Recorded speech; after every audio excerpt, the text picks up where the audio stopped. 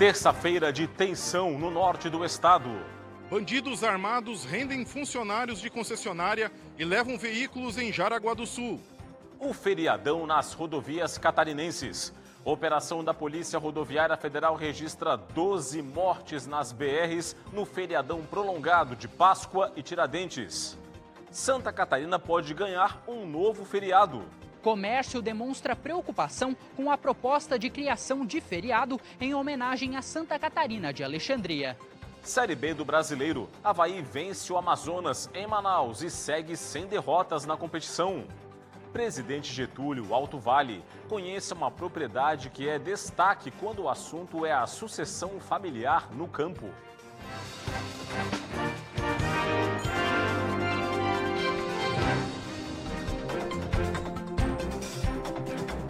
Olá, uma boa noite para você. A gente começa o Band Cidade de hoje com os detalhes do dia de tensão em Jaraguá do Sul, no norte do estado. Uma quadrilha armada assaltou uma concessionária de veículos em plena luz do dia. Funcionários foram rendidos. Os detalhes direto do norte do estado com o repórter William Tenório. O assalto ocorreu por volta do 12:30 desta terça-feira. Uma quadrilha fortemente armada invadiu uma loja de veículos em Jaraguá do Sul. Os criminosos chegaram em uma van. Um deles entrou na loja e se passou por cliente. Logo depois, outros bandidos anunciaram um assalto. Ao todo, 10 caminhonetes, entre usadas e seminovas, foram roubadas pelo grupo. Assim que a polícia foi informada sobre o assalto, uma grande mobilização foi montada em toda a região. Durante a fuga, um dos veículos roubados bateu de frente na BR-101, em Garuva, com um carro de uma família que seguia a viagem de Guaratuba, no Paraná, para Gaspar, no Vale do Itajaí. 4 pessoas ficaram feridas, uma delas em estado grave, que foi levada para o Hospital São José, aqui em Joinville. Até o momento, 10 suspeitos de envolvimento no assalto já foram localizados e presos. Todos os veículos também já foram recuperados. 3 deles recuperados na rodovia do Arroz, outros 6 recuperados em Garuva. O 14º Batalhão, com todo o seu efetivo de Jaraguá do Sul, de Guaramirim, de Massaranduba, de Xireder, de Corupá, e apoio massivo de unidades de Joinville e região, o grupamento aéreo. Conseguimos, numa operação rápida, lograr êxito em recuperar todos os veículos e prender os autores. Dentro de um deles, uma caminhonete, os policiais encontraram fuzis de grosso calibre. A polícia segue com as buscas na região, já que há suspeita de que outros envolvidos estejam foragidos. A Polícia Civil abriu inquérito para investigar o caso. William Tenório, de Joinville, para o Band Cidade. O assunto agora é o resumo do que foi o feriadão nas rodovias federais e estaduais catarinenses. Nas BRs, o feriadão de Páscoa e Tiradentes foi marcado por atropelamentos e acidentes com motos. Os detalhes com a repórter Thaisa Kisiel. Ao longo dos 5 dias de fiscalização, foram registrados pela Polícia Rodoviária Federal 145 acidentes. Destes, 164 pessoas ficaram feridas e 9 morreram. Para nos trazer mais detalhes sobre as informações apuradas dentre os dados do balanço da operação da Semana Santa, está conosco, então, o inspetor Adriano Fiamoncini, que gostaria que o senhor trouxesse para a gente, relatando aí, abrangendo a questão do que marcou esse feriadão com esse balanço da Semana Santa. Chamou a atenção principalmente no número de óbitos, 9. Desses 9, 5 foram atropelamento de pedestre. É um número muito alto. E os outros 4 foram acidentes com motociclistas, motos de baixa cilindrada. São acidentes típicos de áreas urbanizadas, né, onde há pedestres, há comércio, há residências. Motos de baixa cilindrada foram feitas para trânsito urbano e não para longas viagens, que é a característica de uma rodovia.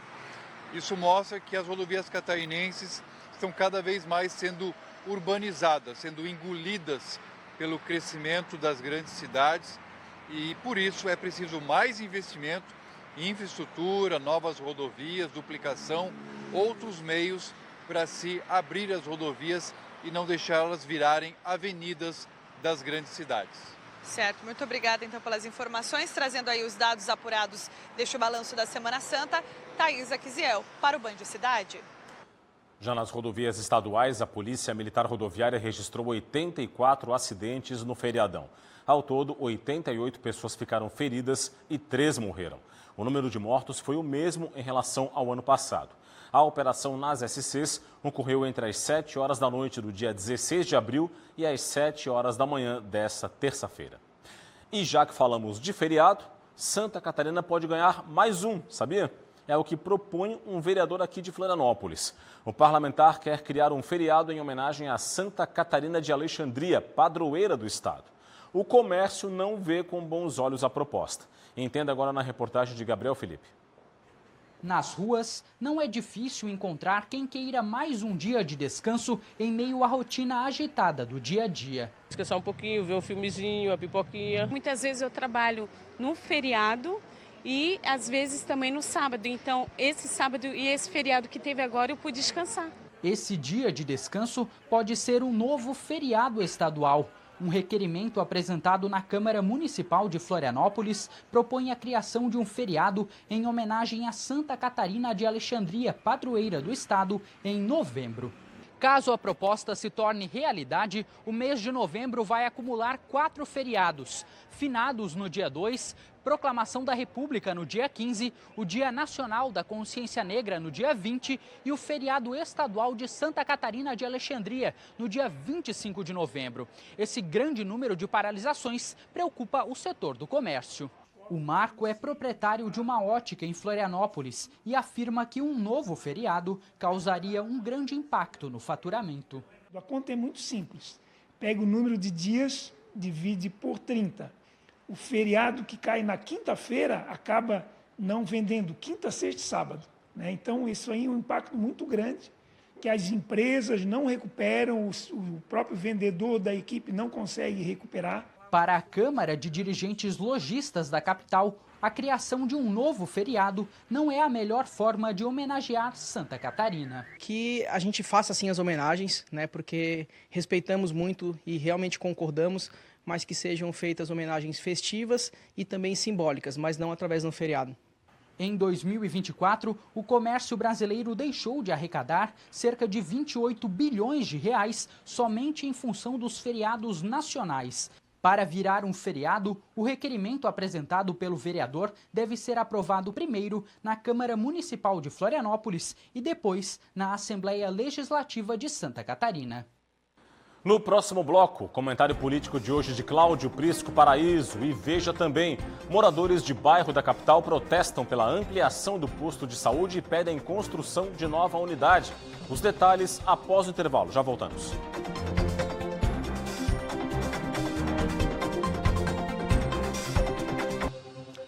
Estamos de volta com o Band Cidade. Política é o assunto para agora e política é assunto para Cláudio Prisco Paraíso. Tudo bem, Prisco? Boa noite. Bem de fim de semana, Rodrigo? Tudo tranquilo, feriado super em paz com a família, não é? Esticado, né? É verdade. Vamos lá. Prisco, governador Jorginho Melo tem agenda em Brasília, é isso? Olha, finalmente acordou para a realidade o nosso governador e foi para uma agenda administrativa carregada que começa amanhã pela manhã na companhia dos governadores do Rio Grande do Sul, Eduardo Leite, Mato Grosso do Sul, Eduardo Ridel e Ratinho Júnior, do Paraná.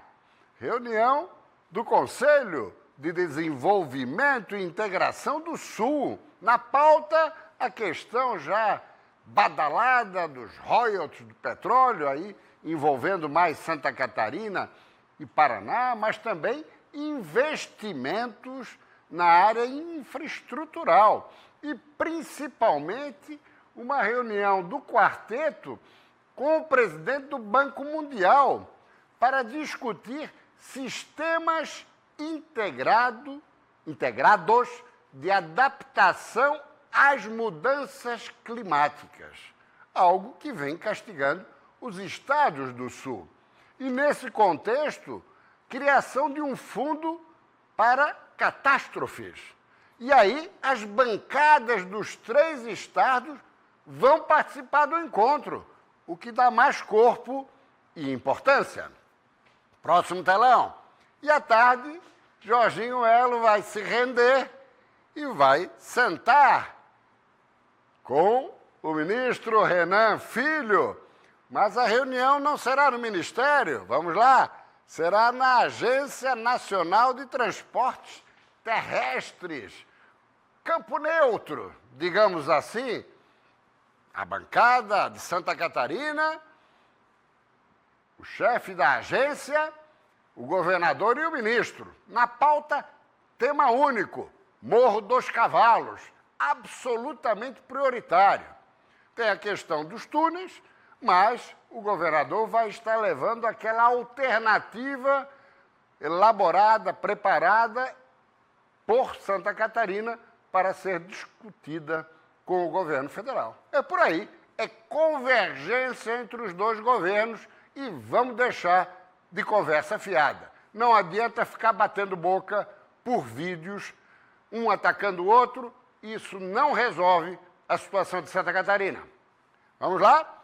Mas tem agenda política, sim, vai estar com o ex-presidente Jair Bolsonaro, vai visitá-lo no hospital, ele que convalesce da 6ª cirurgia. E aí pode entrar assunto político, partidário, eleitoral. Continua se apresentando como candidato, mas o que Jorginho pretende conversar? Essa articulação recente, bancada, vamos lá, pelo ex-presidente Michel Temer, que é justamente um programa Brasil Avante. Aqui ele está com o catarinense Jorge Bornhausen, que é também um articulador tão exímio quanto Michel Temer. Eles são contemporâneos, conversam bem. E a jogada é a seguinte: tentar viabilizar aquelas 4 candidaturas num amplo entendimento para aquele que estiver mais bem posicionado lá à frente, seria o cabeça de chapa. Entre os governadores, Tarcísio de Freitas, Romeu Zema, Ronaldo Caiado e Ratinho Júnior, meu caro Rodrigo. Obrigado, Prisco, pelas informações e até amanhã. Forte abraço, até amanhã. Vamos em frente com o Band Cidade. Moradores do Saco dos Limões, aqui na capital do estado, estão preocupados com a estrutura do posto de saúde da região. Hoje pela manhã, a comunidade cobrou a ampliação do espaço e também uma resposta sobre a construção de um novo centro de saúde. Em um dos cartazes, a frase: saúde não espera, mais estrutura para nossa gente. Hoje nós estamos fazendo a manifestação, por quê? Porque a Prefeitura Municipal não ampliou o nosso posto de saúde. Estes moradores reivindicavam a ampliação da unidade de saúde que atende moradores da Carvoeira, Saco dos Limões e Alto da Caieira. Se nós pensarmos nesses 3 bairros, tem mais de 20 mil habitantes. Só que daqueles que são atendidos atualmente aqui, é em torno de 12.400. Né? A coordenadora ela chegou a fazer um levantamento, então tem um número muito grande de pessoas com alta comorbidade que não está conseguindo nem fazer triagem aqui. Porque não tem um consultório próprio, porque não há estrutura física. A gente ficou contente quando fecharam a parte ali do lateral do posto de saúde toda com tapumes e foi colocado a placa. Nessa placa tinha um valor de quase 4 milhões. O início da obra seria 16 de 1 de 2023 e ela ficaria pronta em 12 meses. Só que a gente dormiu, quando acordou, a placa já não existia mais. Do nada, não houve a ampliação que foi prometida, a reforma, simplesmente lavaram telhado e parede, só que lavar telhado e parede não cura ninguém. Também esteve em pauta a expectativa para a construção do novo centro de saúde do Alto da Caieira, que deve garantir melhores condições de atendimento à população. Nós fomos até a Secretaria de Saúde de Florianópolis, mas os responsáveis estavam em reunião. Porém, nos informaram que têm conhecimento sobre os pedidos da comunidade. De acordo com a Prefeitura de Florianópolis, a ampliação do Centro de Saúde do Saco dos Limões foi interrompida após a rescisão do contrato com a empresa responsável devido à má execução da obra identificada pela fiscalização. Diante disso, a gestão optou então por redirecionar os esforços para a construção de um novo centro de saúde justamente no Alto da Caieira. Segundo a Secretaria de Saúde, o projeto já está em fase de elaboração, inclusive foi apresentado à comunidade no mês passado. E a previsão é de que o processo licitatório seja iniciado em cerca de 6 meses, com a construção estimada para durar aproximadamente 1 ano e meio. Agricultores catarinenses têm aderido cada vez mais à energia solar como forma de economizar no orçamento e, de quebra, investir em sustentabilidade. A plantação de tangerina é o sustento da família Vincentini. O sol é essencial para esse cultivo, que precisa de pelo menos 6 horas de luz solar direta por dia para um crescimento saudável e a produção da fruta. O sol também é uma fonte de energia que auxilia os produtores rurais a gerarem autonomia e sustentabilidade, sem contar aquela economia ao final de cada mês. E foi isso que eles fizeram. Há 7 meses, o casal instalou painéis de energia solar na propriedade e já vem colhendo os frutos. Hoje eu tenho a minha própria energia, eu economizo bastante, né? Eu pagava antes em torno de 480, 500 reais e hoje eu pago a taxa de 80 reais, depende do meu consumo, né? Varia, às vezes é menos, às vezes dá mais no final do mês. Desde 2023, a Secretaria de Estado da Agricultura e Pecuária de Santa Catarina tem apoiado milhares de agricultores com linhas de financiamento. Por meio dos investimentos com subsídios do governo, eles implantam o sistema fotovoltaico nas propriedades. Já são mais de 10 milhões de reais investidos para quase 8 mil famílias agricultoras. No próximo bloco, os destaques do esporte. Avaí derrota o Amazonas em Manaus e mantém a invencibilidade na Série B do Brasileiro. Os gols deste e dos demais jogos que movimentaram as séries B e C da competição nacional, você confere logo após o intervalo. Eu volto já já.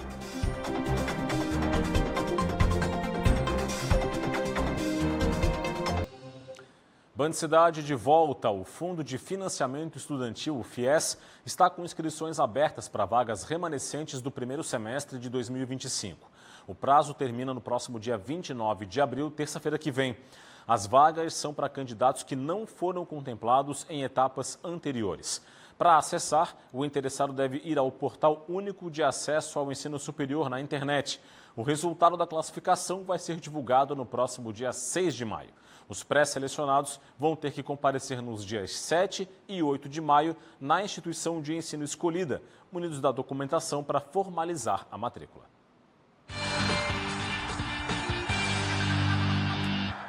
Série B do Campeonato Brasileiro, pela 4ª rodada da competição, o Avaí foi a Manaus e voltou de lá com a 2ª vitória consecutiva e com a manutenção da invencibilidade. Veja. Na Arena da Amazônia, o Avaí definiu a vitória ainda no primeiro tempo. Logo aos 7 minutos, Aleph Manga encontrou espaço na defesa do Amazonas e bateu forte no canto direito para fazer 1-0. Aos 48 minutos, Vasquez se enrolou com a bola na frente da área. JP aproveitou e frente a frente com o goleiro fez o segundo dos visitantes e fechou o placar. Final em Manaus, Amazonas 0, Avaí 2. O time catarinense soma agora 2 empates e 2 vitórias consecutivas na Série B e segue sem perder na competição. O Avaí é o 5º colocado com 8 pontos. A equipe volta a campo neste sábado para enfrentar o América Mineiro no estádio da Ressacada. No interior de São Paulo, o Criciúma encarou o Novo Horizontino e voltou de lá com 1 ponto somado. Veja os gols. No estádio Jorge Ismael de Biasi, o Criciúma saiu na frente. Aos 17 minutos do primeiro tempo, Léo Alaba cruzou para a área. O Eric Popó recebeu livre e mandou de cabeça para as redes. Aos 31 minutos, o mesmo Eric Popó acertou um chute no rosto de Renato Palme e foi expulso pelo árbitro. Aos 9 minutos da segunda etapa, o empate dos donos da casa. Luiz Oyama recebeu o passe de Matheus Friso e mandou de perna direita de fora da área, sem chance para o goleiro Cauã. E ficou nisso em Novo Horizonte, final. Novo Horizontino 1, Criciúma também 1. O time catarinense ocupa a 13ª posição da Série B com 4 pontos somados. O Criciúma volta a campo nesta sexta-feira para encarar o Remo no estádio Heriberto Wilson. Agora, a Série C do Campeonato Brasileiro. Pela 2ª rodada da competição, o Figueirense perdeu para o Tombense em Minas Gerais em um jogo de 5 gols. Veja. No estádio Almeidão, cobrança de escanteio. Rafael Silva se adiantou na primeira trave e raspou de cabeça para fazer Tombense 1-0. Um minuto depois, contra-ataque do Tombense. Rafael Silva tocou para o meio da área. O zagueiro Lucas Dias tentou afastar, mas fez contra. Tombense 2-0. Ainda no primeiro tempo, o cruzamento de João Pedro para a área. Rafael Silva, com este meio voleio, mandou no canto do goleiro Fabrício para fazer o terceiro dos donos da casa. No fim da primeira etapa, Lucas Dias, de cabeça, fez o primeiro do Figueirense. No segundo tempo, falta de Ingro em Gabriel Santiago dentro da área. Pênalti. Marlisson bateu forte no meio do gol para fazer o segundo dos visitantes e fechar o placar. Final em Tombos, Tombense 3, Figueirense 2. O time catarinense ocupa a 14ª posição da Série C com um ponto somado em 2 partidas. Na terceira rodada, o Figueirense tem mais um duelo fora de casa, desta vez contra o Retrô, neste sábado na Arena Pernambuco. Vamos voltar a falar sobre o agronegócio, mas agora sobre o viés da sucessão familiar, que ajuda a fixar as pessoas no campo. Uma propriedade de Presidente Getúlio, no Alto Vale do Itajaí, se tornou referência em sucessão familiar e também no manejo com a pastagem. O trabalho com o gado leiteiro é de excelência. Confira aqui comigo. Na localidade de Boa Vista, interior de Presidente Getúlio, a família Krug se comunica em alemão, uma herança cultural que eles fazem questão de manter. E como é comum em diversas propriedades, cada vaca é chamada pelo nome. Esperança, linda, perigosa, Aqui, o Marcos, a Márcia e o filho, Lucas, trabalham unidos na criação de gado leiteiro. Ao todo, são 85 animais, entre vacas e novilhas, todas da raça Jersey, escolhida por se adaptar melhor à propriedade. A raça Jersey é mais rústica, né? Calor, que nem o nosso terreno tem vários declives, né? Aí se adaptaram mais fácil e é mais fácil de manejar. Também a parte de genética, também eles são mais fácil de lidar, não são tão sensíveis, fácil de emprenhar, fácil de criar, então...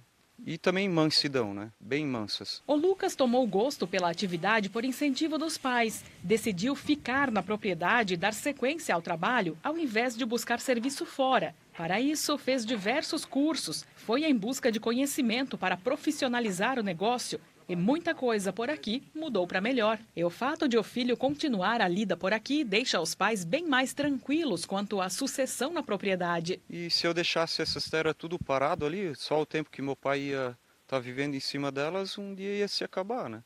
Aí ou a gente ia vender ou ia ser reflorestado, tudo, né? Se ele não ficasse, né, a gente não ia construir. Nós hoje não teria esse rebanho que a gente tem, a genética que a gente tem, e também não ia construir.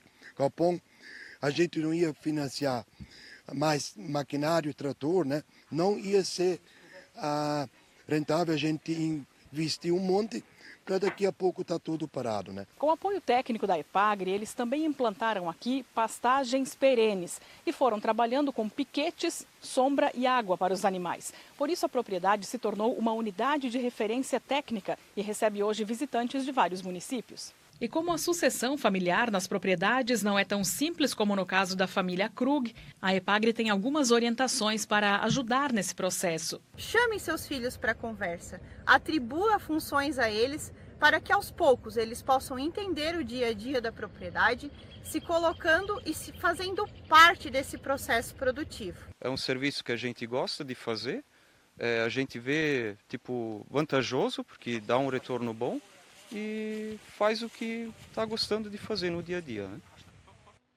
7h18, você vê agora imagens ao vivo na sua tela da capital de todos os catarinenses, Florianópolis, para você neste começo de noite, com destaque para as pontes que fazem essa ligação entre a ilha e o continente. Ponte Colombo Salles, com tráfego mais intenso, nesse movimento pendular de gente saindo da ilha de Santa Catarina no final do dia, e a ponte Pedro Ivo Campos com um pouco mais de tranquilidade para quem chega à ilha neste momento. E é isso, ficamos por aqui com o Band Cidade. Para rever o nosso conteúdo é só acessar o portal TVBV Online, o QR Code está na tela para você. Vem aí as notícias do Brasil e do mundo no Jornal da Band. Para você um forte abraço, muito obrigado pela audiência, uma boa noite e a gente se vê aqui amanhã. Tchau, tchau.